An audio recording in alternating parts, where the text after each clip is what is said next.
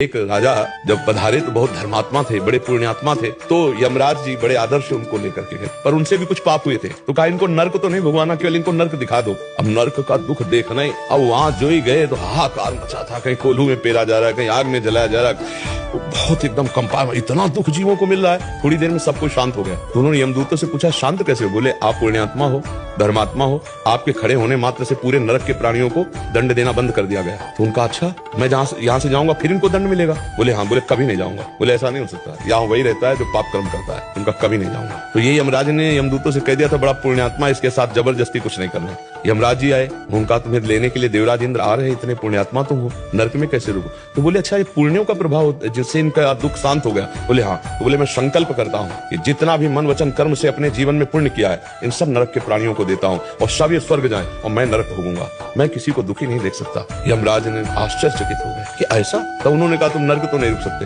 बोले क्यों? जब हमारे पुण्य सब नष्ट हो गए, हमने सबको दे दिया, तो हम नरक भोगेंगे? बोले नहीं, इसका भी पलट कर तुम्हें पुण्य मिलेगा। अब तुम ब्रह्मलोक जाओगे, स्वर्गलोक ले जाओगे, अब तुम ब्रह्मलोक जाओगे। तो समझ रहे हो, हमारा कोई अहित कर रहा है और हम ये प्रार्थना करें भगवान इसकी बुद्धि शुद्ध कर दो, भगवान इसको कभी दुख ना पहुंचे। तो वो पलट कर जो लौट के आएगा, बड़ा दुख का नाश करने वाला, बड़ा सुख प्रदान करने वाला। और जब हम किसी को कहते हैं इसका नाश हो, अब वो पलट के आएगा, तो उसको मिला कि नहीं मिला, लेकिन हम तो हमारे शुरू हो जाएगी आज से जलन होना, द्वेष होना, क्रोध होना, अशांति होना।